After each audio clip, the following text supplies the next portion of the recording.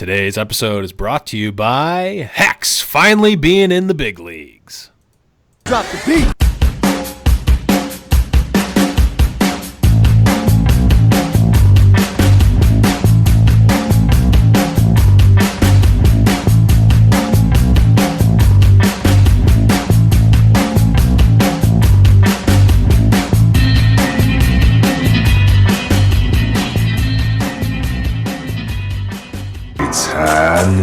Hello, everyone, and welcome to High Noon Podcast, the competitive Overwatch podcast. I am your host, The Blevins. With me, as always, is Deathblow. What's up, buddy?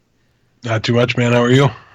Not too bad, not too bad. This is what, well, for the live viewers know, but the podcast land people don't know. This is like take 587. I'm not even sure. I'm just still holding out. I don't think it's going to stick. Probably. Oops, I forgot to press local recording. No. We're back after a long weekend. Not a long weekend away from Overwatch necessarily, but a long weekend over the holiday. It was, for those of us here in the US of A, Thanksgiving weekend, which for me is like halfway through Wednesday all the way to 5 minutes ago. Yeah, pretty much. It was so rough going back to work today. Just the last thing in the world I wanted to do. Yeah, it was absolutely awful, especially since I was away and I couldn't play Overwatch. I couldn't play video games for most of the weekend. I played a little bit last night, but not nearly as much as I wanted to. That must be weird. Yeah, it was weird. But we actually do have quite a bit to pack into this episode today, so let's get going right into our housekeeping. We did get a new patron, the Pillow Keeper, at the $1 level. Thank you so much for the patronage, and I think I'm now officially caught up to date with all the patrons getting their links. If somehow you didn't get your link, let me know. I was really surprised that there was only one on the notes because we let like 15 people into the Discord server this week. That was just me being a dum-dum. If anybody decides to become a patron in the future and you actually want access to the Discord server, you can reach out to Deathblow directly on Twitter, and I'll take care of that for you in like 2 seconds. I mean, it usually only takes me 2 seconds. It's just I'm an idiot. So, but thank you so much, and also Pillowkeeper, even though at the last he got in there, I think they got in here at the last second, still being entered into this month's raffle for the patron raffle Overwatch League decals. And for those of you listening, not live, I guess technically the November giveaway is up, but the December one will be up. So the episode will be out on Wednesday, which is the 30th. So they might still theoretically have a little bit of time to sneak in. So if you're listening to this and it is before December 1st, 2016, you still have time to become a patron and be entered automatically into the raffle for the Overwatch League decals from BlizzCon, official Blizzard Mercherino. There he is. He's right there, Merchy. He's right on there. I kid you not. So head over to patreon.com/highnoonpodcast, and every patron from the $1 level all the way up to the like ridiculously high, crazy, I'll never, ever in a million years expect you to become a patron at that level. You'll all be entered in automatically without having to do anything except for the initial sign up. So thank you to all the patrons, and remember, I'm going to start giving you guys some stuff this month being the decal. So moving right along, Death, we had a new iTunes review. We did. Review titled The Perfect Combo is a 5-star review by A Shorter Name, a great competitive Overwatch podcast that goes off on tangents about Magic the Gathering. What could be better? Love the show. Keep up the great work, guys. Thank you so much, A Shorter Name. Really appreciate it. Anybody out there who has not left a review on the podcast, it is pretty much the iTunes reviews are pretty much the currency with which podcasts deal in. Mm-hmm. So please leave us a review, positive, negative, whatever. We love fan feedback or listener feedback, even if you're not a fan. Yeah. You can still let us know what you think on the iTunes page, so please do. Yeah, and a little pro tip, even if you put some sort of plug or something on the giveaway or on the review, we are going to read it, so it's like free advertising, right? Yeah, as long as it's not like, as long as it's safe for work. Vulgar, yeah. Right. As long as it was something that we would say, or we could say on the show anyway, we will. So, all that good stuff. Thank you for the iTunes review, a shorter name. I really wish you would have had a shorter name. Okay, moving right along. Let's move into the what did we do last week. I know I already talked a little bit about what I did. Had Thanksgiving. Death, I'm sure you probably had a similar Thanksgiving-ish experience. Similar-ish, I mean. Did you do anything else over the long weekend? Not a whole lot, no. Dreamhack was very entertaining, so it ate up a good amount of my weekend, as well as playing a good amount of Rocket League as well. Really getting back into that game, as my teammates who I play with are finally, taking it of a serious enough level that I'm willing to participate again. Basically, they're not playing on console anymore. So yeah, just been playing a lot of video games, trying to fill the void in your life that video games has left over the past weekend with playing a little extra myself. Yeah, it was pretty tough. So I was in a faraway land of New Jersey for Thanksgiving with the girlfriend's family, which is fun. It's great. It's big Italian dinner for Thanksgiving. We had a big dinner on Wednesday night. We had a big dinner on Thursday night. We had you can see where this is going. So I'm stuffed to the gills still, and I have leftovers to boot. So that was great. But the amount of video games I was able to play was not as great. I did get to catch some Dreamhack while everyone was watching football and all this stuff. Everyone over the weekend was watching football and talking about family and posting pictures of babies and how they're getting engaged, and I was just concerned about what cool Matt69 was doing. So that's the life that I was living, and I wouldn't change a thing. So that's always great. But let's move right along to what did you guys do last week? And I think it might be to the point where we need to make Overwatch Today his own segment on the show, because he's just going above and beyond. If we had a drop, I would totally play a drop for him. Might as well, right? Meme of the week. I should probably make something like that. We'll look someone because I know Overwatch Today is going to be watching this. Tweet at me and remind me to make a drop or record a drop. It's like Overwatch Today meme of the week, something like that. It'll be just like that. Maybe even a cooler voice. This is what you should do. Tweet at me what kind of voice you want, and I'll make it. Okay. But we did have a couple of good memes. We had the High Noon Podcast official esports team. Consists of Pluppy, 4 other guys no one's ever heard of. Deathblow is the coach of the overpaid players, and me selling popcorn while playing on my NVIDIA tablet in the stands. And I wouldn't have it any other way. So good. And Pluppy is just by far the biggest loser there. Yeah, there's it's like if LeBron, I don't even know how to describe it. It's the one guy on the Cleveland Browns that actually has talent. Yeah, it's the one guy. It's just Jamie Collins, basically. He got traded there from the New England Patriots this season. So just like just the worst thing humanly imaginable, pretty much. Just go from the all-time. The Super Bowl favorites to we might win a game soon. It could happen. We hope to be as good as Buffalo someday. They literally wish they were the Buffalo Bills every day this year. God, that's so bad. But I think my personal favorite meme of the week was Overwatch Today, continuing, or I guess kind of starting our glory run of finding the gods of Overwatch, the first of which is Himsy, who is the official Roadhog of High Noon Podcast. So, cards on the table here. I mean, that phrase, I stole it from a fantasy football podcast, and I didn't expect, I just said it because I made that connection to them doing that, and So I'm just going to throw that out there. I don't know if we want to use it since it's definitely pilfered. They talk about football, Did they talk about Overwatch? Did they talk not about at all. I'm just saying, all cards on the table. I'm Sure. okay with stealing it. They joke on the show about how everybody steals everything from them, anyways. So I'm pretty okay with it. But if we're going all cards on the table, literally everything I've ever said that's been even remotely funny, I stole from The Simpsons. So.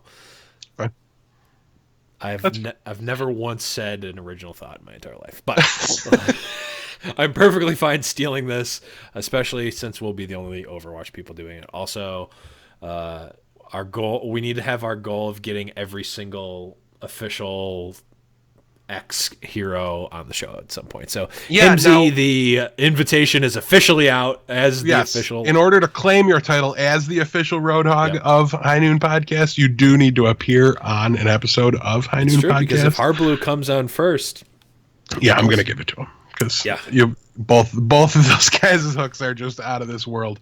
So definitely let us know, tweet at us if you are thinking you might qualify and want to claim your spot now. Before the Asian scene gets too established and we just jump ship immediately. Give it to anybody for a minute. I'm pretty sure Miro is already the official Winston of probably of Overwatch in general. Yeah, of just Overwatch. But actually, speaking of Miro, there was an interesting video I found today. I don't even know where I found it. I'm guessing it's Reddit because the link is on Reddit. And also, literally everything I've ever seen in my entire life has come from Reddit. But Miro and Kruise from Reunited did I believe Reunited, right? Correct me if I'm wrong, but Miro from from Team Korea. I can't think of his actual team. No, he was on Team Korea in the Overwatch World Cup. I'm blanking on the team. Lunatic High. There we go. Sorry.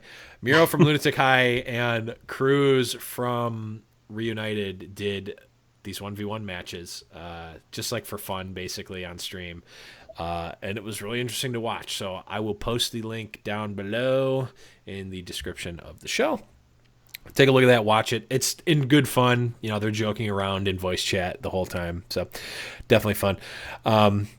And also another cool thing I saw that a pro player put out this week. Actually, it was earlier on in the week. I read it a few days ago. I almost forgot about it.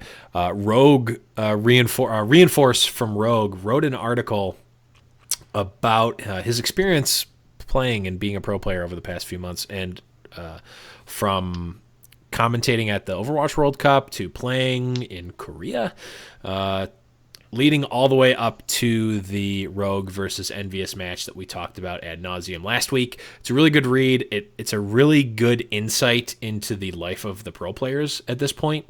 And it's, he's a little bit vulnerable in it. So I definitely suggest reading it. Leave some comments on that and let him know that you liked it, because I definitely love reading those types of stories, especially since it's like we really don't get that sort of inside look into the players. Like we might see them on stream, but even like on stream and in tournaments and all that, that's still kind of like it's like an act almost, right? Like you're not going to be vulnerable on your stream for the most part while you're playing, because it's a little bit off-putting for people, so they don't do it. You put on your best self when you're performing, and streaming is performing. And this was a more it was an inside look.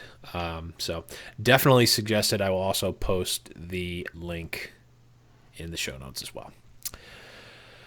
But moving right along, we've got some tournaments to talk about.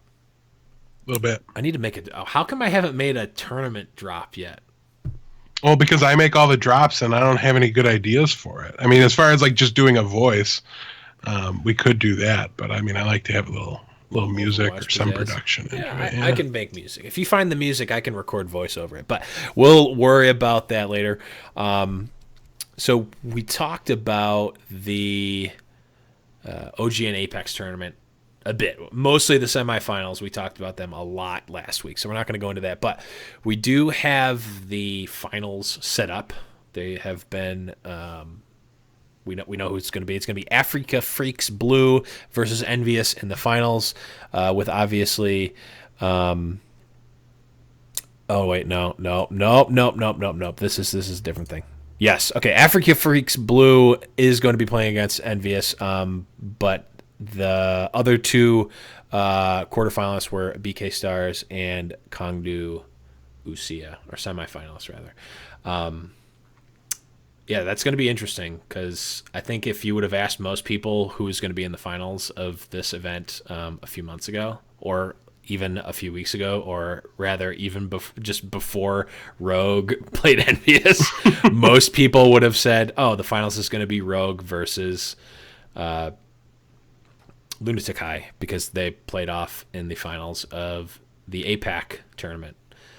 And we're seeing neither of them there. So that's interesting. I mean, it's as interesting as the number one team in the world in Envious can be being in the finals like that. Yeah, and we had a lot of questions about how the Asia Pacific region really stacked up against the NA and the EU regions, and we really wanted to see it. They showed a lot of flashes of, really top tier ability, and they showed some great coordination. I remember watching some of their play when they came over into the weeklies, and it was just incredible how they just seemed to melt away and disappear and disengage from fights. Almost like just night and day better than almost every other team that I'd seen at the time. And we're starting to see the other teams value that and improve on that. But I still kind of expected there to be, kind of a bit of a rude awakening for the, for our guys when they went over there. Yeah. And it really didn't work out that way. So that's great to see. That lets me know that there's a lot of balance between the regions. The Asian region is behind. They didn't have access to the beta as fast. They didn't adapt to it, and it didn't become as widely played and practiced as early. So they were bound to be latecomers. So there's still room for them to overtake. We'll see if it happens. But I just would love to see Envious take this one just because of the hype that would be left going into the lands that we have coming up, the MGA finals, the MLG Vegas. Those are going to be great, and it's going to be the first time these teams are coming back to remix with the other guys. And if a team like Envious has that the monkey off their back, I guess is the best expression of having won on the LAN environment on such a big stage, because that's a bigger stage over there than what we're going to put on over here. I can guarantee you that. So it will be really, really good for the scene and the upcoming tournaments if Envious wins. So if for no other reason, I'll definitely be rooting for them in the finals there. Yeah, and definitely really good for Mickey, the fill-in for this tournament. Don't really know what it says for Tailspin, who left the team, but that's to be played out. Though we have seen a number of relatively high-profile players not be on teams right now, and I'm wondering, if that's because of. I'm just wondering what kind of factors that is. Hopefully we can get some. There's a bit of a trend in success for the team that lost the star player too. Yeah. We're seeing some of that as well. And especially though, I will say in the case of Tailspin, I don't think it really speaks poorly on him at all, considering Mickey's coming in and playing tank, and they're really, all around uprooting their roster to adjust to the change. So, I think it more just speaks highly of the versatility of everybody on that squad. And maybe, Tailspin might not have been the least versatile on the team. I really don't know. But, I don't think he was a detriment by any means. For sure. But we'll definitely see how that fleshes out over the upcoming months, because it's very interesting to see that happen. Tailspin, IDDQD, and Mangachu at the top. The three players that come to my mind when it's like top tier players, like very high ranked on ladder, have proven tournament success and are not on starting rosters right now. So very interesting from there. But we will definitely be checking in on that coming up. But we also had, and we alluded to it earlier, we had Dreamhack Winter being played with our buddy Hexagrams actually casting in that tournament, so kudos to him. We definitely did try to signal the Hex bat signal before the show, try to get him on. I'm imagining because he's almost always on Discord, and I've been checking it periodically. He's been away from Discord all day. I'm assuming he got home and just passed out. Yes, I can't imagine anything else could have possibly happened. So we will hope to bring him on and do a little further postmortem on the tournament and maybe focus a little more on how the results impact the upcoming stuff at that time. But nonetheless, I can't wait to hear just how he enjoyed and some of the experiences he had going to the LAN environment. As I don't know, I think he's been to cons and stuff like that. I don't, but I don't know that he's ever worked one as a caster before. Right. So it would definitely be super interesting to hear. For sure. But in terms of the actual tournament being played, saw a little bit of an upset this week with Dreamhack Winter. But in the top 4, we saw Ninjas in Pajamas, Fnatic, Misfits, and Complexity. Those 4 teams, not really an upset here. But we saw Misfits end up beating Fnatic in the finals 3-2. So the elephant in the room here is A, why did Ninjas in Pajamas not win the entire event? And B, why were they not even in the finals? It's so much so that there was actually a poll. There was a recap on Gosu Gamers, GosuGamers.net Overwatch page. There was a recap of the tournament, like a preview of the tournament to see like what's happening. And the poll at the end, they always do these little polls, was who do you think will win Dreamhack Winter? And there's 2 choices. The choices were Ninjas in Pajamas or some other team. And it was overwhelmingly in favor of Ninjas in Pajamas when I voted, which I voted for Ninjas in Pajamas. So what happened? Like, we didn't even see them in the finals. It was definitely, I think they came into this tournament being the favorites, and we saw 2 teams that weren't them in the finals. What happened, Death? Yeah, they were definitely the clear favorites, and really, I think what happened here was one of 2 things: is the big guys weren't here, okay, and we had some of the kind of middle or second tier teams overperform, primarily Fnatic, and I was really impressed with Fnatic this weekend. And I don't know, it's been so long since we've seen them, I almost forgot how big of a fan I was of them, but. Going into into the open betas and the closed beta time, my favorite player was CoolMat69. He was by far my favorite hit scan player. His Soldier 76 was incredible. And for I don't know how long, I've been forced to watch him play Zarya, Winston, all these things. So I've really kind of like fallen off with that team quite a bit as my guy's not playing his role, and it's just in this new meta with missing IDDQD and having that open hit scan spot on the team, they were really, really able to do a great job flexing CoolMat back into Soldier 76. Not all the time, but whenever they ran Soldier, he was the one doing it. And I thought that really right there was the biggest difference between them this weekend and them in the past. Now, it wasn't good enough to take the finals, but they were, I believe the finals were 3-2. Yeah. Both the finals and I'm not even going to pick between the 2 of them. The finals and the semifinals between Ninjas in Pajamas and Fnatic were phenomenal. The semifinal, hands down, one of the best games I've seen outside of the rivalry. And it was really surprising because completely led by defense. In a 3-2 match, 4 of the maps were first point hold victories. Wow. So that's almost unheard of. I can't remember ever seeing so much defense dominate the play and dictate the course or the outcome of a match quite so drastically. The only time it wasn't a 0.1 hold, it was when Fnatic won on Hollywood, and it was like a 0.2 hold. Like, it was still ridiculously defensive and super well fought. Both teams, though, it really like alternated the entire way. It was a really, really phenomenal match. I really like the way they did the picks and bans, and it wasn't fully transparent, so I'm not 100% sure how it went.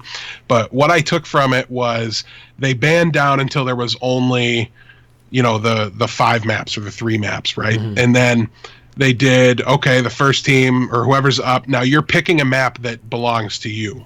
Okay.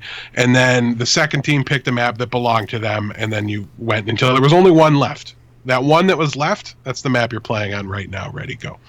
The other ones were ones that when it was your turn to pick the map, when you couldn't pick from your opponent's pool, they claimed them. Mm-hmm. You had to pick from the ones that you had said, I want to take. So each team kind of owned two maps going into it, and then they started out on a neutral map. And I really thought it was a very interesting way to go about it, and it created some interesting map. We saw Volskaya in this tournament, and how often does that happen? Almost never. So it was really, really interesting. And I think it was in the finals we saw Volskaya, but I'm not 100% certain. It was definitely game 5. Yeah, it could have just been the semi. Yeah. Okay, was it in that Ninjas? I was watching a bit of it earlier today, and Hex and ZP were fanboying out about how if it went to 5, it was going to Volskaya, and I know it went to 5. So yeah, it was Ninjas versus Fnatic in the semis that they went to Volskaya, and it was one of our first point holds, I believe, too. So if you can imagine, that was probably the hardest one to first point hold, and it was pulled off. So a really phenomenal match. You guys have to watch that, and it really starts to make me wonder. This meta is far from solved. It's far from solved, I think, because one of the things we've noticed in the past was that defense was so hard that the Torbjorns of the world couldn't get anything going. Like, you couldn't build up armor if you were losing the first fight, and if you're not building up armor for your team, you're not doing anything, so people weren't playing them. Same thing for Symmetra. You had no chance to get that teleporter first. But if defenses are inherently at the advantage now, you can play a Symmetra and inherently improve your advantage on defense. Turrets are really great at that. Also, just spamming corners, things like that helps quite a bit. So I think there's a lot of room in this meta for things to change. We have just phenomenal Symmetra changes in the pipeline, too, on the PTR that I think have a decent shot at making it into the opening of the season. So in like a couple of days, we could be seeing those changes. Otherwise, it'll be maybe a week or two after that. But we'll have to see. I don't know. It's a really, really interesting tournament, and those two matches were really phenomenal Overwatch. So I will have them up on the website. Make sure you guys head over there, highnoonpodcast.com/VODs, I think, but I just go to the main website and click the VODs button. Yeah, it was definitely the semis particularly was really interesting because I watched a little bit of the beginning of it, the point on Anubis, and we just saw Fnatic just completely dominate Anubis with, of all heroes, a Sombra pick on offense. So basically, Fnatic had a phenomenal defense on the first point of Anubis. Okay, great. Then they go the second point, and you could tell they had practiced this specific. It was almost like watching a play in football or basketball. It's like, okay, first you're gonna engage. You're gonna send the Sombra behind. She's gonna chip away, and she's gonna TP back. Okay. Keep going back and forth, back and forth. Then the second attack, Sombra goes in, chips away a little bit more, builds her ult up to about 90%. And then third wave, builds it up to 100%, shoots her TP into the middle of the team, ults, and then just completely decimates the other team.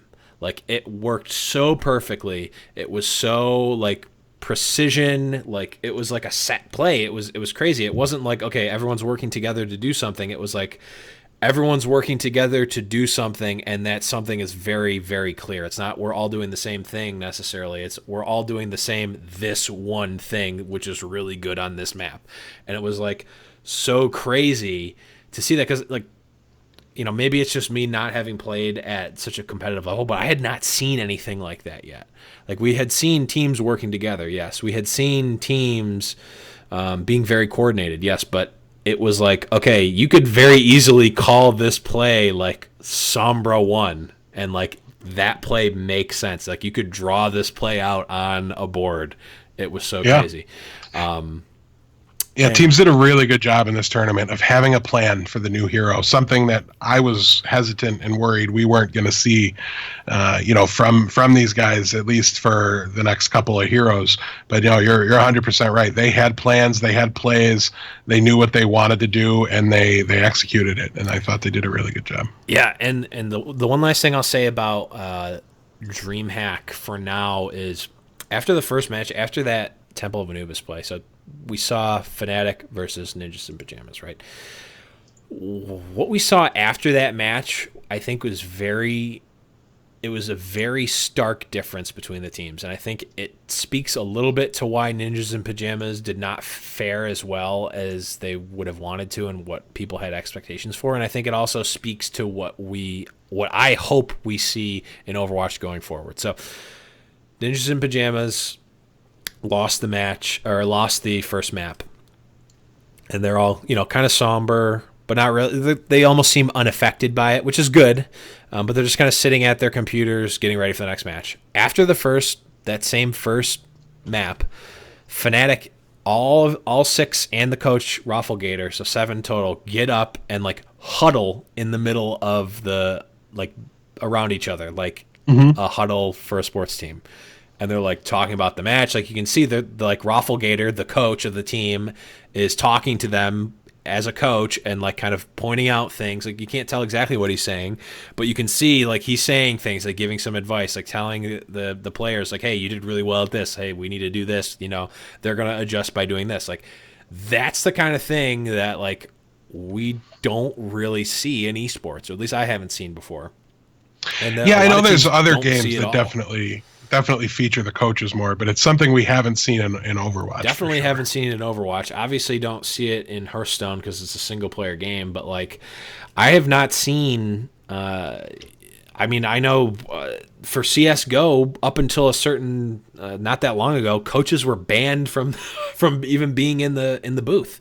They just banned coaches. It's that's such just a bad way to think about it, I think.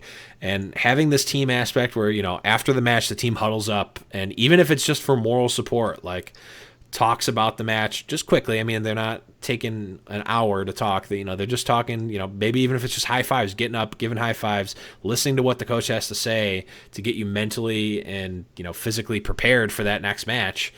I think that's just, that just really, to me, just really warmed my heart just from seeing it kind of echo traditional sports. It was just great for me.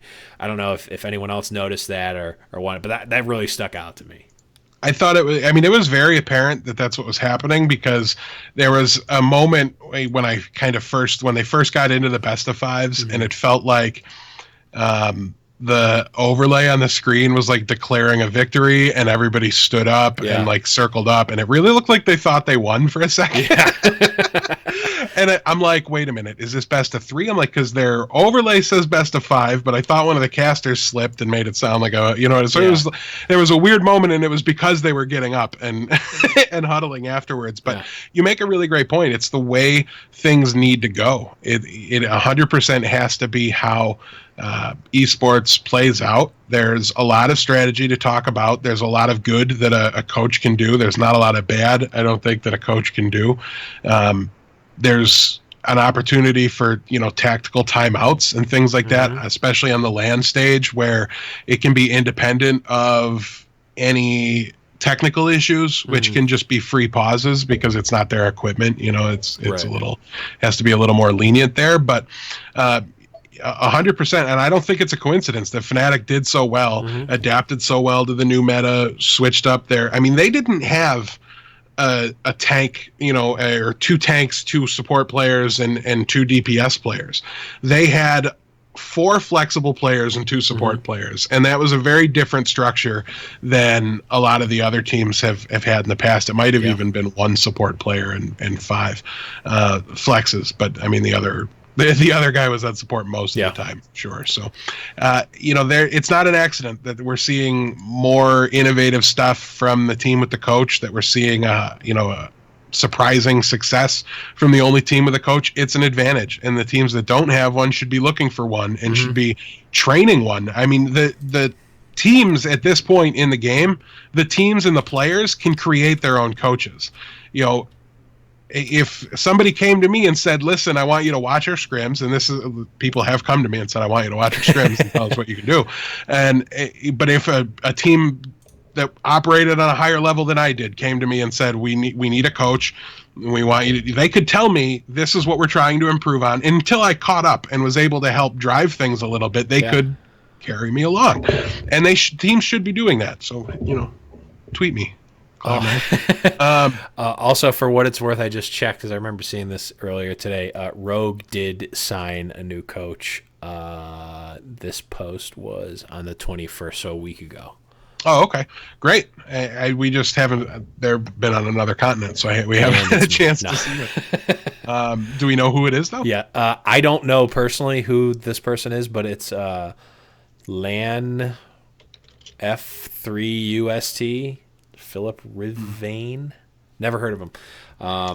Me neither, but I don't have to. We're not gonna know almost any of the coaches. Ralph Gator's going to be the celebrity coach for a little while because he's been doing it for a bit, and he streams until me and you each start our own teams and oh my God, end up having the greatest rivalry. You're terrible. I'll have Pluppy on my team and so we're gonna win. Also, I'm coaching your team. It's already on a meme. So if I'm playing, if I'm coaching your team and another team, I'll coach my team to beat your team. Yes. It'll be perfect.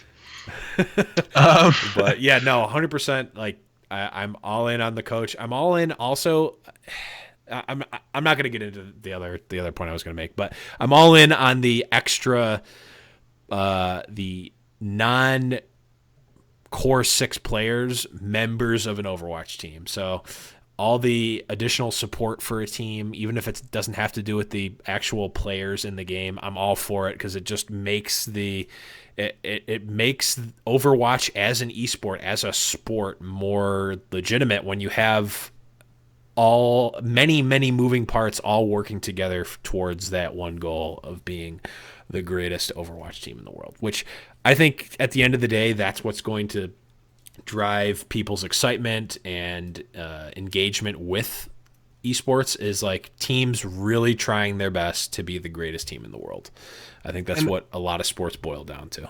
It's definitely the case, and I think it'll start to be more clear that that's what's going on once the league kicks off. Sure. But even just thinking about the league makes me more mad that there's not more coaches out there, because don't these organizations realize that they're going to have a coach once they're they're in the league, and why aren't they getting their doing tryouts essentially right now? Yeah, it's not a no cost thing to do, and these esports teams, a lot of them are scraping by on. As a coach, my first time, I'm no cost, so hit me up. Yeah, you know what? I'll also be a free coach for the first time. It just sounds great. I would legitimately enjoy it enough. I don't need to be paid for you to teach me more than I already know about the game. Go ahead, let's do it for sure. But there's definitely a lot to talk about in the esports aspect of it, just not specific to any tournament, and I want to save that for another time because we do have a lot more to talk about still, and I have a ton I could speak about that. We actually have quite a number of juicy tournaments that were announced over the weekend / are coming up very soon in the pipeline. So we have the Overwatch Team Story Chapter 1 100K tournament. So Team Story is I believe, Korean, but I could be wrong, a Hearthstone tournament series that has done the Seat Story Cups. I'm sure you've heard of those. Might not be Korean now that I think about it. It's definitely a Hearthstone only tournament series. It was always cool. They always had cool events where the Hearthstone, they'd all go to the in this studio, and the players would hang out when they're not playing matches. It was always kind of cool. Seat Story Cup? Yeah, Seat Story Cup. Yeah. And now they're doing an Overwatch series, which is going to be coming. There weren't a lot of details on it, but it's a $100,000 tournament, which I think is the magic number right now to be in that top tier. Right. If you're putting up 100K, you're in the top tier right now, which is a really awesome, but also kind of a scary thing. It's if you're not putting up 100K, you're just kind of meh. Your tournament series is only 50K. So we're getting real money real quick, and I'm sure this time next year we're going to be talking about the millies. I'm sure, which is just really crazy to think that we've already gotten to the point where there are multiple $100,000 tournament series going on. Crazy. Speaking of $100,000 tournament series, we have another one. It's NGE Winter Premiere, another 100K Overwatch Tournament Series. The qualifiers for that are going to be on the 10th through the 13th of December, with the group stages from the 26th, so right after Christmas, to January 11th, and they have not announced the finals or the playoffs yet, but that's going to be an interesting one to watch. We also have the MGA, the Masters Gaming Arena finals, which we've talked about actually a couple of weeks ago. They played their group stages a while ago, and now they're finally coming up on the 7th and 8th. We will definitely be bringing you the results of that tournament once that happens. We also have MLG Vegas coming up the 16th to 18th, and the teams that are going to be participating in that, they're all NA, which, I mean, makes sense. MLG is generally an NA tournament, but we've got FaZe, Fnatic, Cloud9, Envious, Rise Nation, Complexity, Team Liquid, and NRG playing at that. I really wish that I could go. I love Vegas. I love esports. I love Overwatch. It would be really great to go. But I love this lineup of teams too. Yeah, the teams are great. I just wish that good. Rogue was there, but obviously, they're not an NA team. So I was gonna say, I love that NA can fill out a full 8-man bracket like this with 8 teams that without I can any look at, filler. and realistically, I can see any of the 8 pulling it out. Yeah, for sure. I don't know who. I mean, just taking a look at it, I think I'm gonna be rooting for Envy, but that's just because of there's two ways to think about it for the rivalries, right? Like, you can either be like, oh, I always want my team's rival to lose no matter what, or you can be like, I want my team to win against the other team, or my rival's team, I want my team to win against their rival, but when my team's not playing, I'm rooting for the rival because they're in the same conference, like that sort of thing. Like, if you're a American League or like an NFC East fan, I don't know. I'm in that category. When Envious is not playing Rogue, I'm rooting for them. I also just like them of their own merits, but I'm sure that's really my problem at the moment with picking these teams, is there's not one team from any region that I dislike for any reason, but I will be pulling for Fnatic because really not Cloud9. You've been the Cloud9 guy for yeah, but Cool Matt's back. That's true. If Cool Matt's on, I have to. I mean, he's my pluppy, right? So if he's going to be playing a hit scan DPS character, I feel like I have to root for him. I won't mind at all. Like, any of these teams can win, and I'll be perfectly happy. There's not one in there where I'm going to be upset about it. Unless you're rooting for them, then I'll root against them. But so I don't know. Did you say you were rooting for Envious? Yeah, I'm rooting for Envious. Well, then I'm rooting against Envious. I'm rooting for Fnatic, and I'll take Cloud9 on a backup. I think I'm just going to root against Complexity because I'm shelling out for Himsy as official Roadhog over Harblue. The end of the days of Harblue. Yeah, I'm just hoping I have nothing against Harblue. Also, Harblue officially invited to the show. But we also have one other tournament I want to talk about that is coming up soon. Actually, very soon. Like, by the time you hear this, it will be tomorrow and the next day. The Alienware Merry Melee, so holiday themed. December 1st and 2nd. We're going to see Complexity, Kingdom Esports, FaZe, Cloud9, Immortals, Liquid, Method, and some really cool guys. Some really cool. Really I mean, cool they're not. guys. Wait, they're not regular cool guys playing in the tournament. They're not. No, we're regular cool guys. Like, okay. I mean, people might be fans or whatever but no, they're really cool. No, we're pretty cool guys. Yeah, but we're not really cool guys. I have no idea who they are. No. But it'll be interesting to see when they win the tournament. I can't wait. It would be the greatest thing ever. They're this month's Kingdom. Like, every month we just have this new. Wait a second. I don't know. Didn't Liquid disband? I thought that they. For some reason, I thought they disbanded. Maybe I'm just an idiot. Maybe. Oh no, they didn't disband. I think they completely reshifted their roster though. I haven't seen Liquid in forever. I don't know. I'm trying to figure out who really cool guys are, but there's this team called Cool Guys, but they only have 5 players, so I don't think they're going to do too well. So what you're saying is they need a 6th. I mean, if it's those guys, I'm messaging them right now. I'm in. Dibs, tell him you know a guy. One way or the other, it's going to be an interesting. It's going to be an interesting tournament. I'm probably I don't know. I always like FaZe too, but I don't know who I'm going to be rooting for in that tournament. But it'll be an interesting one coming up in a couple days. But let's move right along because jeez, I'm looking at the notes right now. We still have so much stuff I want to talk about, but let's move on. So before we move on to breaking down everything, I wanted to remind you guys that we still are doing our plushie giveaway. Check out. Try it once more. Okay, let's see if we can do it. See, when I have no pressure, I can do it. Yeah. So that's what the episode was going to be sponsored to you by at the beginning, but it took him like 452 tries to do it. And the kicker of it is that when we were trying to decide what it would be sponsored by, he just picks it up and does it, no problem, and then he can't do it on recording. Do it on cue. So I had to shame you. It had to go down. Shame. We need that. Oh, we're getting a shame bell. We're getting a shame bell drop. I'm making that. Yep, we are definitely getting a shame bell drop, and it's going to be used all the time on. Oh, the most. We're going to just almost exclusively on me. But we are doing the plush giveaway still. Check out the link on our Twitter. I will also post the link in the description. For those of you listening, you probably are already doing most of the things that will get you entries, like following us on Twitter and on Twitch and all that good stuff. But if you're not, here's a reason to do it. You can get one of these bad boys. And you still have to go in there and like claim your entry. The fact that you're following, you're just doing it does not automatically enter you. No, yeah. You need to go to the link, visit it. It does automatically enter you into the Overwatch League stickers contest giveaway. Right.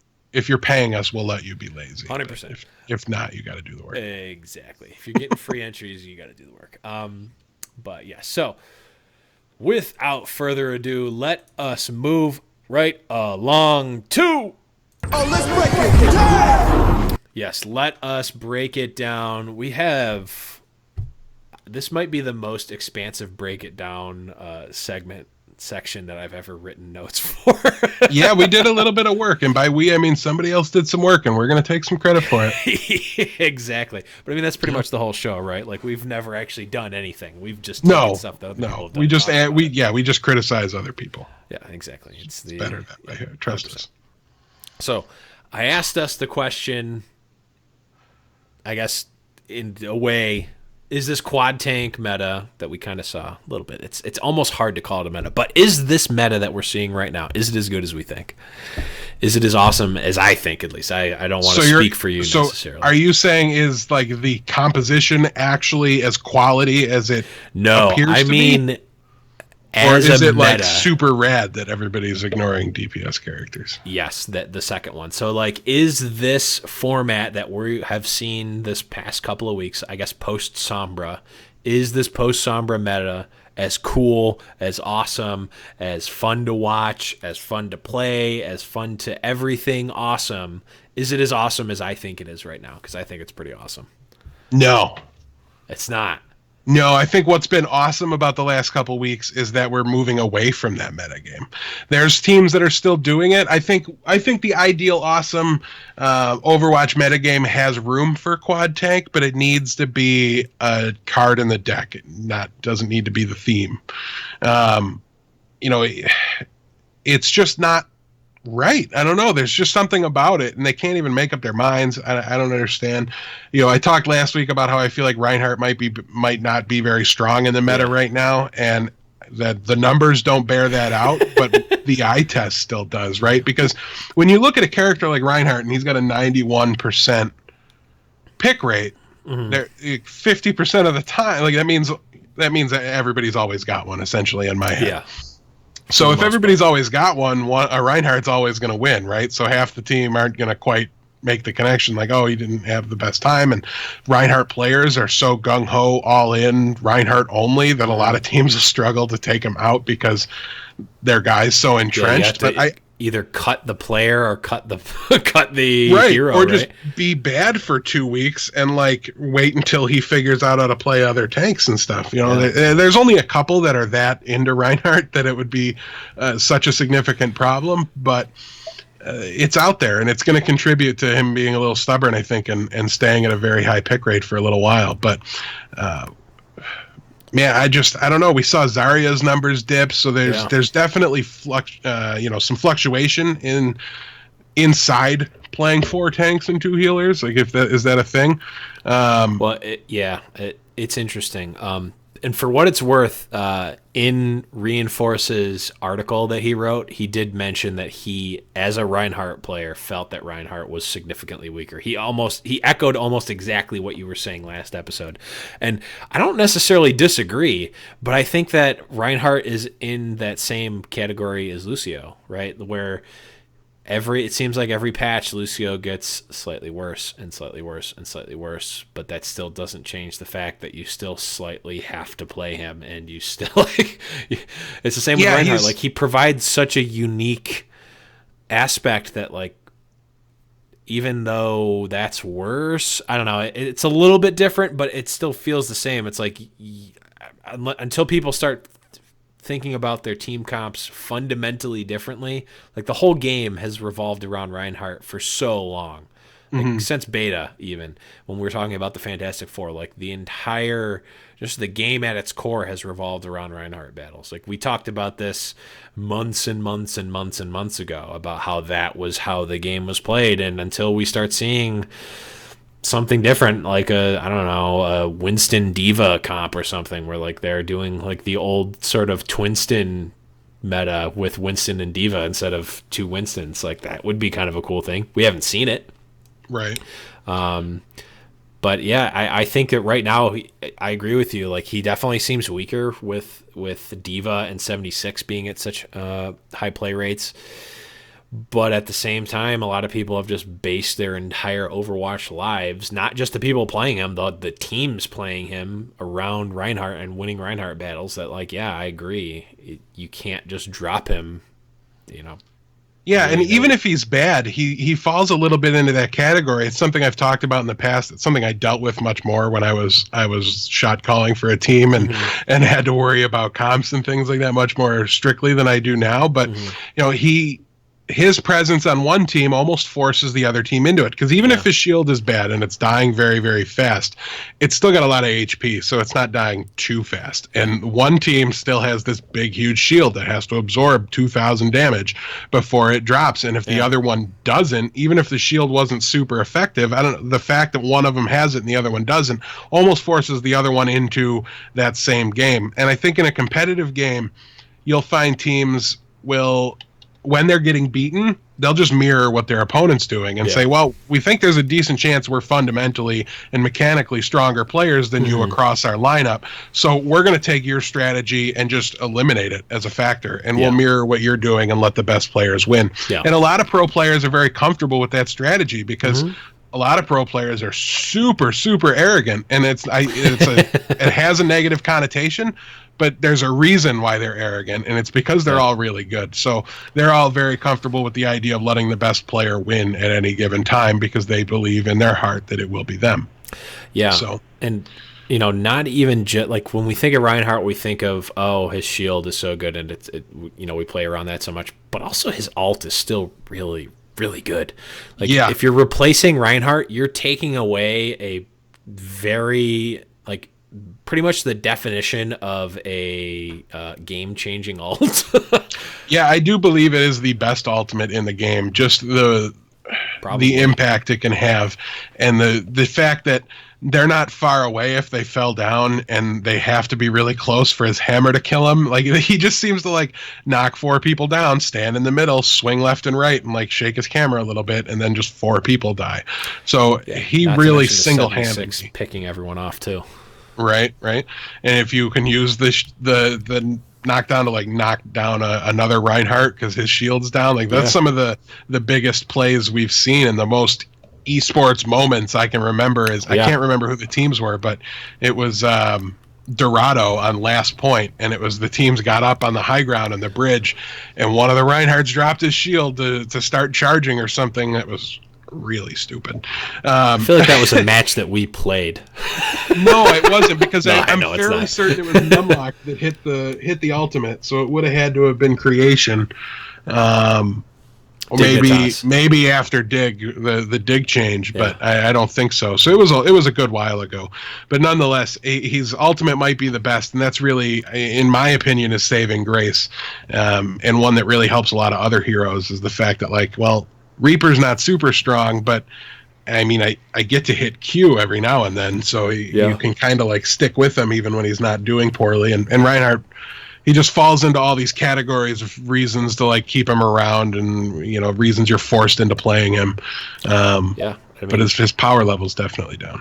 One of the best ways to counter a Reinhardt ult is with a Reinhardt shield. Mm-hmm. There's actually not a ton of other good ways to counter it, is there?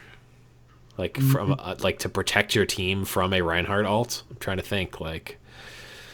Winston Bubble maybe. New Symmetra shield to do it. Oh, that new Symmetra shield. But yeah, so it's interesting. I would not be super surprised if we start seeing Reinhardtless. How did you not name Maywall for stopping a Reinhardt? Maywall, because I can't do it. You saw me try to stop that. I'm sorry, Cassadar ultimate. Now he's on board. But yeah, I would not be surprised, and you heard it here first, folks. We're gonna see Twinston come back with Winston Diva.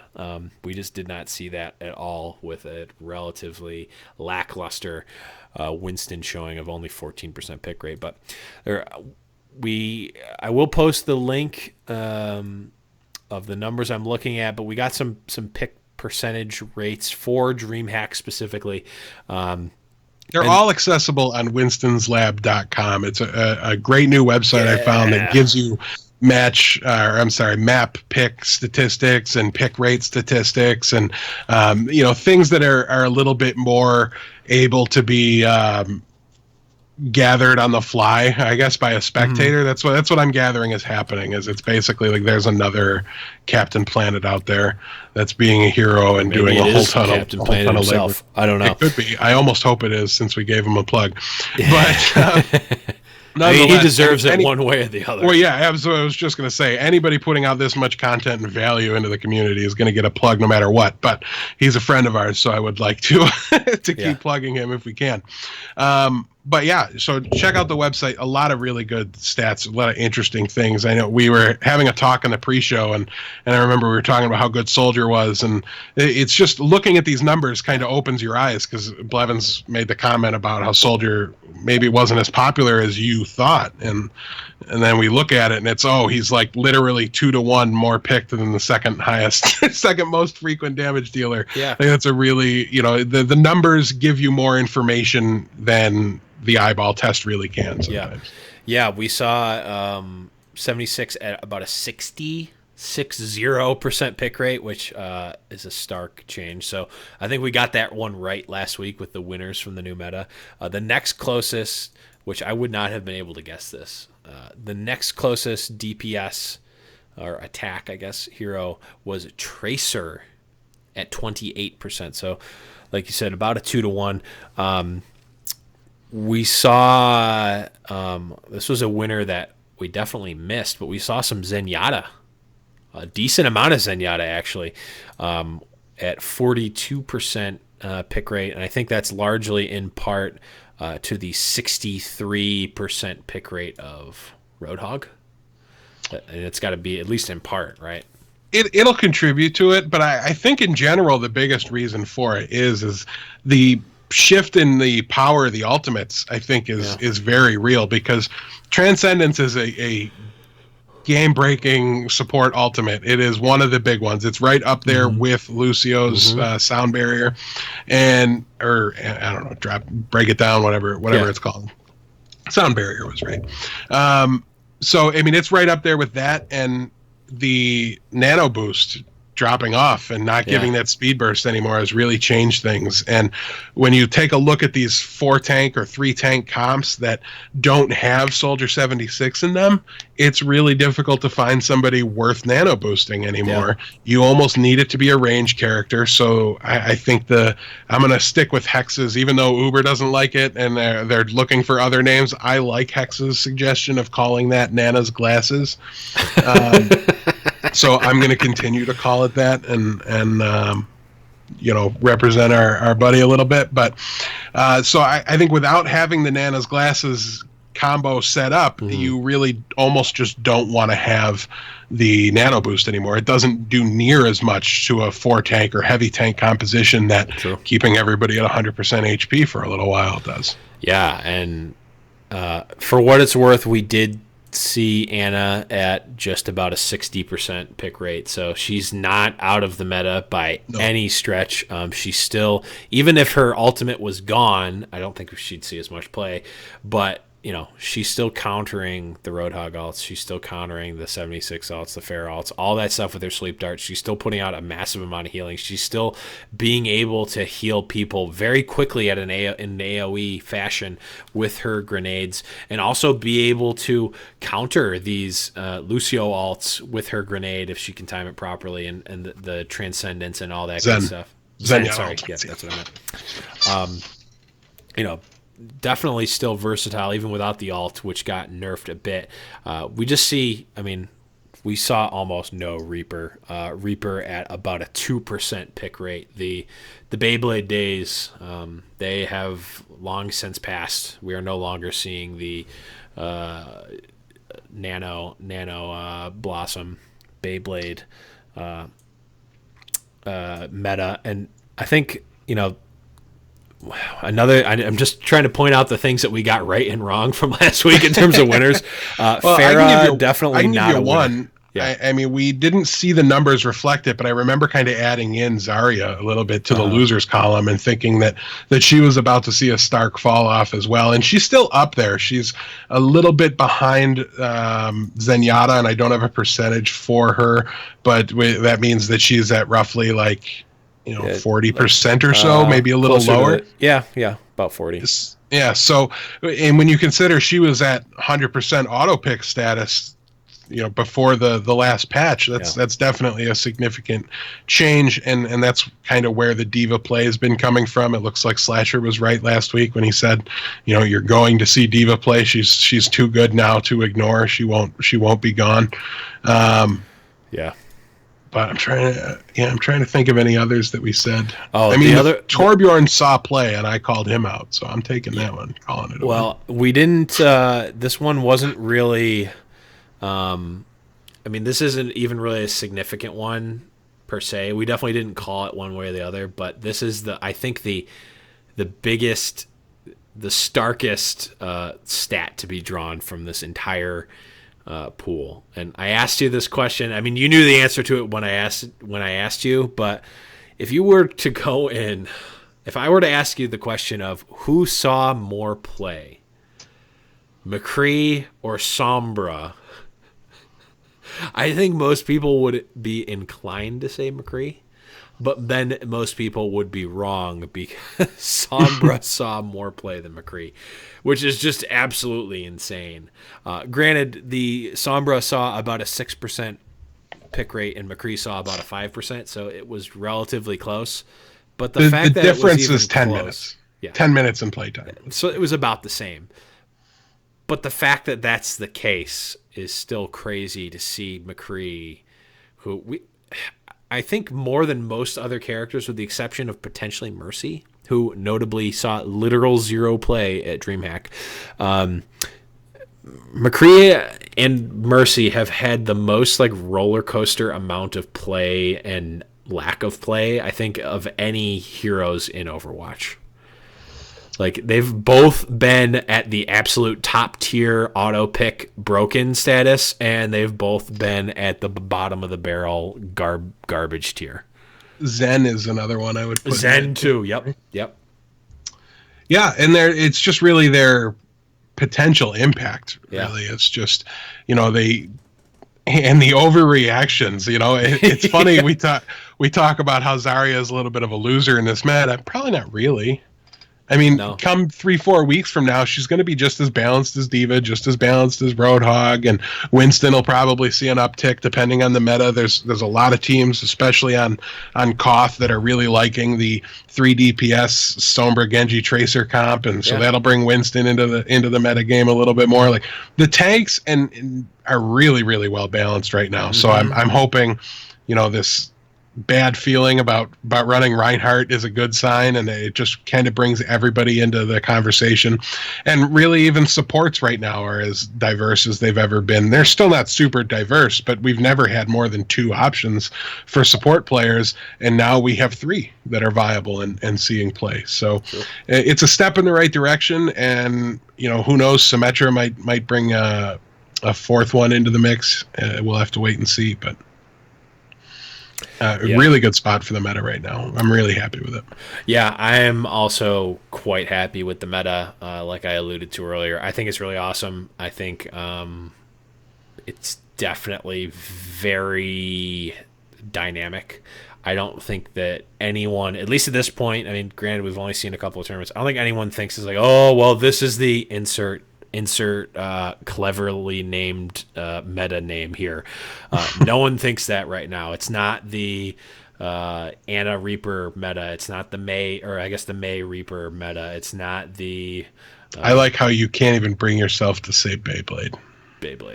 I love Beyblades, man. It's not the Beyblade meta. It's not the triple tank, triple support meta. It's not like we saw, and a lot of people were like, oh, well, this is the triple to quadruple tank meta right now, and then that didn't even win the tournament, right? For Dreamhack at least. Like Misfits was not running that; they're running. Like the one team that said, "We actually hate that meta game. We're going to go ahead and refuse to play it and not care what you're doing," and they won. But I think we need to save these show notes, because I want to look at the numbers from Dreamhack and compare them to the numbers we have from MLG Vegas come December 18th to really kind of look at how in 1 month how much a metagame can change. So I want to make sure we do that. I mean, we can I think I really enjoyed looking at these numbers, and now that we have access to them rather easily with Winston's lab, it's probably going to be its own thing. I was going to say that's pretty much like having access to these stats on a regular basis, and seemingly, I don't know when exactly they hit, but seemingly very fast after the tournament. I would really expect the break it down segment to be more like it was today than it has been in the past. Yeah, but we probably could spend a whole show talking about the numbers. Let's move right along to what we alluded to earlier in this awesome Symmetra rework. So real quickly, I'll go over the 3 things that I remembered. I didn't even re-look at them. I just had them memorized. There might be things I'm missing, but so Symmetra, for those of you who don't know, getting a complete, well, not complete, but a very massive rework. Her shield ability, her E is now changed. It now shoots this giant window shield thing. That's almost like a Reinhardt shield. I don't even really know how to describe it, but it's called Photon Barrier. So it replaces the existing Photon Shield. You don't have to E everybody at the start of every fight. Generates a large energy barrier in front of Symmetra that blocks enemy fire as it travels forward. So it's, imagine you have a Reinhardt as your E ability. His shield is your E ability, and it walks forward for you a little faster than he does when he holds his shield down. A very, very different and interesting change there. A note with it too, if you're going to play it, if you launch the shield, there's a spot in the middle. Basically, think of like the thing that Winston drops on the ground to make his bubble. Yeah. There's one of those in the middle, and that's the only important part of the shield. Every other part of the shield can pass through barriers and objects and will move. You can send it through a window and you should be fine. But if that middle dot runs into a solid object, your shield dies. Oh, really? Yeah. So if it hits a player, it dies? No. Oh, okay. Solid wall or. Oh, okay. Very interesting. But it has infinite range besides that. It does stop after a certain point, but it's on Ilios, the pit level in the middle well. If you shoot it from the far side of the point, it makes it all the way across and blows up on that door on the wall on the other side. So it goes a good distance. Interesting. Have not actually been able to test her out on the PTR, and it's possible that she'll change slightly from the PTR, though. It seems like they've pretty much stuck to the initial releases for most of the PTR stuff so far. But we also saw a quality of life update to her turrets, aka microwaves. You now can just at the beginning of the match set them all out. Instead of having this weird, like, oh, I need to run to the point as fast as possible to make sure I get all my microwaves up, which is really annoying as a Symmetra player.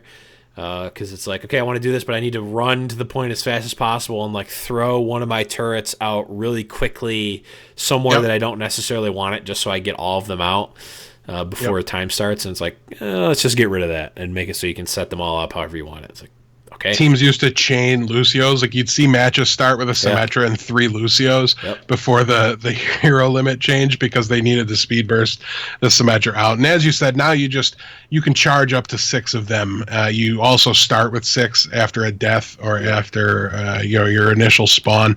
So it's a really interesting change because it allows you to work more as a nest hero, I feel like. And you can make this 6 hero pocket or the 6 turret pocket, save up 6, and then run over to another spot and instantly drop 6 more. So you're way more mobile now as Symmetra as far as your ability to set up shop and hold down areas. You're able to kind of change your positioning, which I think will just significantly improve the value of a Symmetra on your team. When any walkway and any different approach, it can change which one's just completely turreted to high heaven. Yeah, which is really awesome. As the best Symmetra in NA, I definitely approve of this change. Oh, I thought we were talking about me. That's weird. We were talking about Attack Symmetra Activate! Very probably viable now. I'm just going to throw that out. 100%. We also saw a slight increase in the range of her left click, which is awesome because that's my favorite ability on her. That's my Attack Symmetra Activate. New cannon. Yep. And I guess the most interesting thing from a Symmetra standpoint and also from an Overwatch hero standpoint is that she now has a second ultimate. Yeah, it was super hard. It took me 3 activations of her ultimate to figure out how to cast the second one. It's just hit Q again. Just hit Q again, like it said in the video.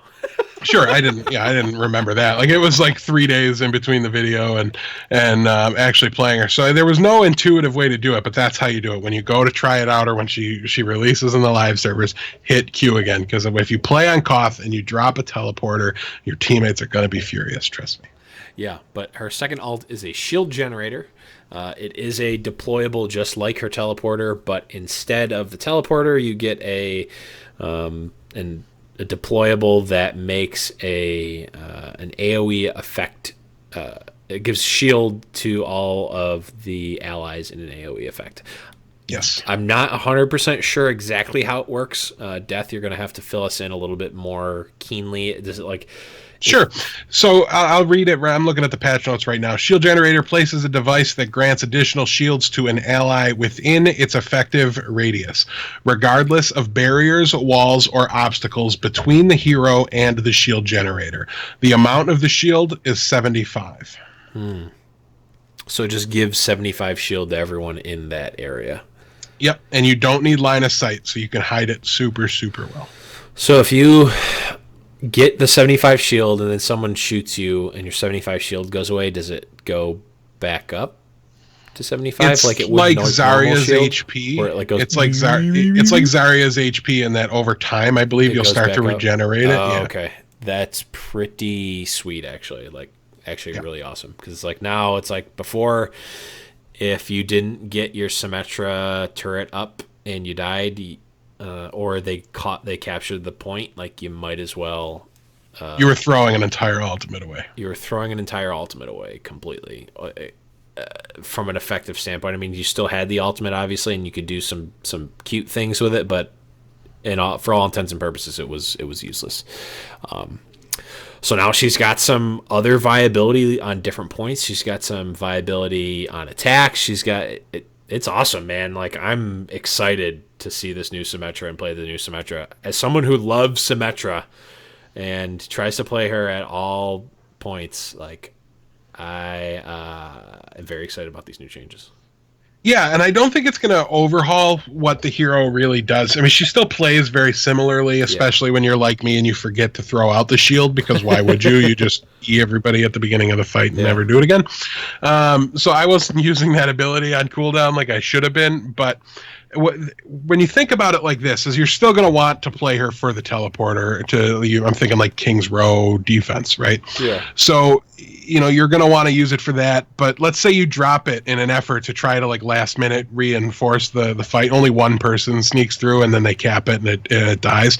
You get refunded like 85% of your ultimate. Now you drop back with your team, you lay a couple turrets, you spam a couple orbs, and you build up that last couple of percentage, and then you give your whole team a shield instead of like we were talking about, oh, I'm just going to go play, Zenyatta now because there's no point in staying on this hero anymore.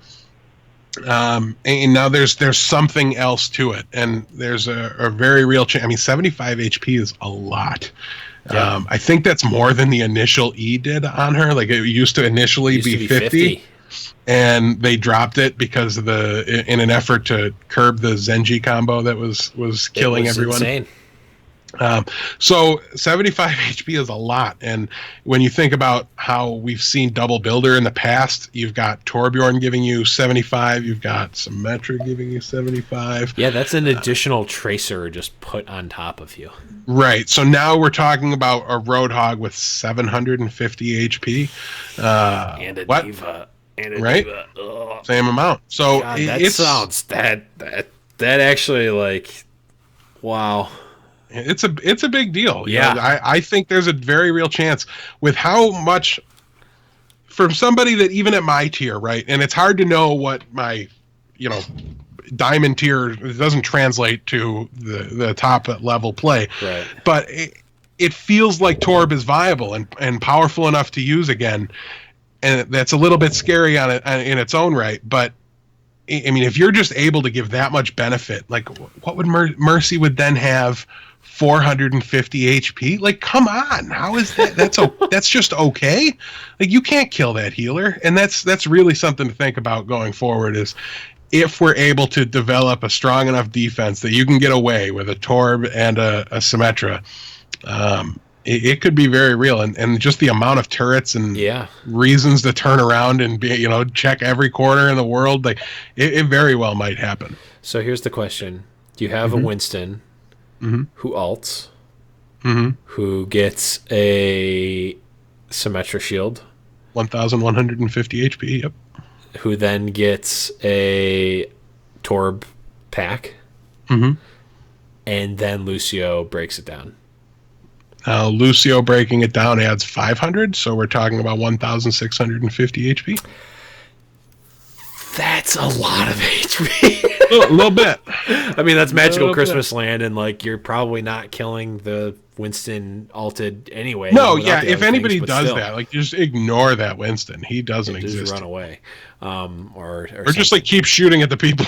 Yeah, keep shooting at the other people. He's gonna jump on cooldown. You'll get some time to get some shots off. I promise. I'm also interested to see like on like a Koth map, like if there's some interesting places you can hide that shield generator. Does it pulsate out like a field that the other team can see? No. So you can probably hide that shield generator in some pretty decent places and get some good coverage on the Koth maps. So I did it on Ilios in the which map was it? Oh my goodness, I'm completely blanking. Sparta? No, it wasn't Sparta, and it wasn't Ruins. So the other one, Old First one. Yeah. I put it in the upper, that spot where snipers will stand? Yeah. Like that balcony? Yeah. But I put it like back in the room over, like there's that window and then there's the balcony area. Yeah. And I put it in there and nobody ever found it. Wow. It's pretty sweet. Yeah. I'm trying to think of other maps like the hallways or in that bar area on King's Row after, where the Mercy stands to do her resurrect. You could like put it on the staircase, and there's a very decent chance that nobody will ever find it. Yeah.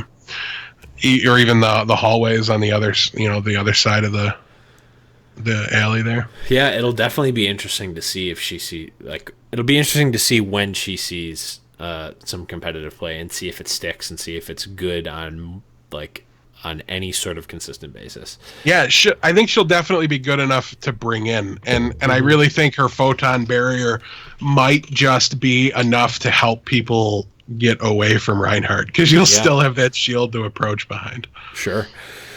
So it'll definitely be interesting, but we're running a bit over time, so let us just let's just wrap it there. It's a pretty expansive episode. I've got to say, there are some things I didn't want to talk about, or that I did want to talk about. So, Death, is there any last minute shout outs or things you wanted to mention? I mean, I don't have anything, but I think Soldier 76 has something right. you wanted to say. That's right. I forgot to do it last week, but I am bringing back the Soldier Says segment, or 76 Says. I don't even remember what the segment was, but so without further ado, Mr. 76. So what this segment is every week I want to pick out a tip or strategy or just something to think about from a not necessarily top tier perspective, but more of a playing in a quick match or in your comp games on ladder.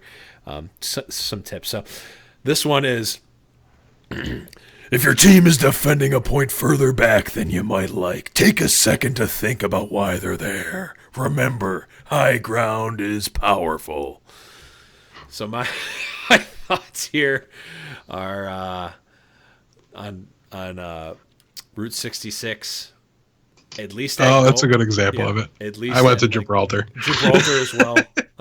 Gibraltar and 66 are the ones that I'm thinking of. Like, give me a good reason why you're up at the payload and defending. Just, I'd like to hear a reason. I know there isn't one, so people never have one. They're just like, oh, and then I try to tell them, like, hey, if you get quick picks really early, it doesn't really matter because their spawn is right there, and if they get a pick on you, they get to push to the second point. So why don't we just go back?